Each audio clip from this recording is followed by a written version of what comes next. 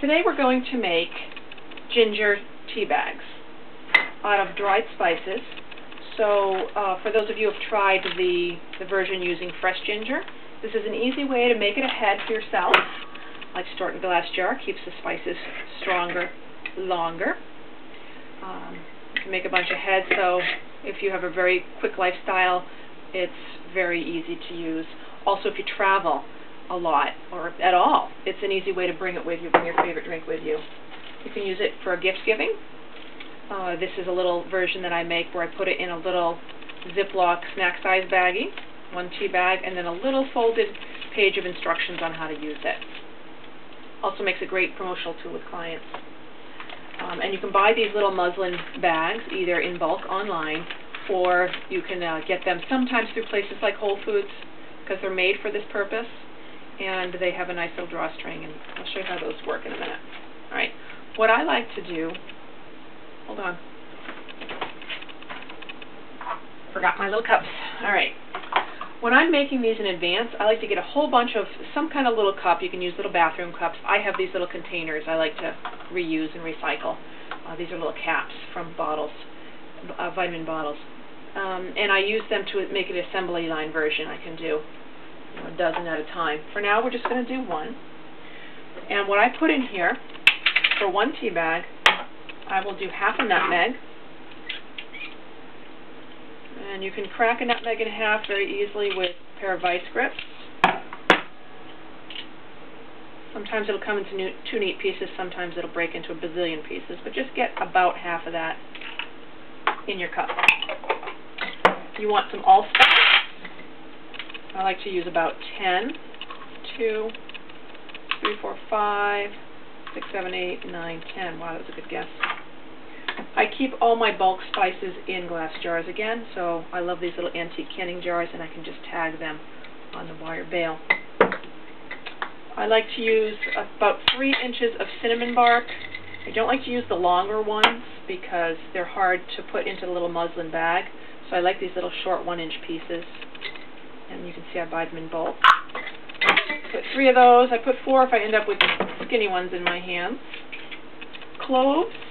If I'm giving these as gifts, I don't put as many cloves in as I might for myself, just because it's a taste that not everybody loves, so I'll put 2 small ones in. The same with the peppercorns. I tend to go a little light for people on the peppercorns, and I'll just use 1, 2 peppercorns. For myself, sometimes I will use cardamom pods, 1 or 2 of these. They're expensive, so I tend to not use them when I'm making a bunch as promos, promotional tools. This is another way to tag a jar that doesn't have a bail on it. Just loop that over and put the lid right on top. This is dried ginger. You can buy this in the bulk spice section of the Whole Foods type store. My dogs have an opinion. About a tablespoon of this. It's not a lot. Do your best. And then that goes into one of these little bags. You can also use a coffee filter. Just fold it up around the spices and staple it. These little bags have a handy dandy little drawstring, but you want to get it really tight because you don't want any little bits of dried ginger or broken nutmeg escaping, because that's not so much fun when you get that in your mouth when you're drinking your tea. So tight, good and tight with a couple of knots. And then for myself, I store a bunch of them in a glass jar, the tight lid, peanut butter jar. And then again for people, I put them in one of those snack size bags with a little instructional thing that I've already printed out that I just fold up and put it in the bag, and I use a pretty paper for that. Okay, so that's a quick way to make a chai tea.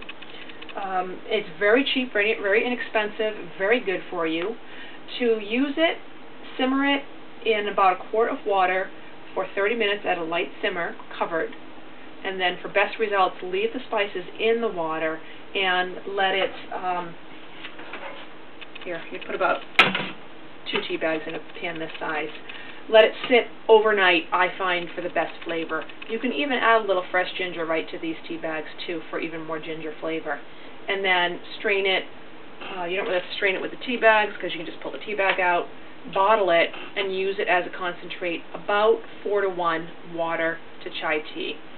Maybe 3-to-1 if you like it a little stronger. It all depends on the individual batch. And then you can use that to make black tea with just a tea bag, which you can also use to make iced tea. You can make a more traditional chai by using milk. And you can also use it with kombucha. I like to use about 1 part kombucha, 1 part chai tea, half water, and I like to sweeten it with stevia. And that's it. Very inexpensive, easy to make ahead for when life is busy or for when you're traveling. Chai tea.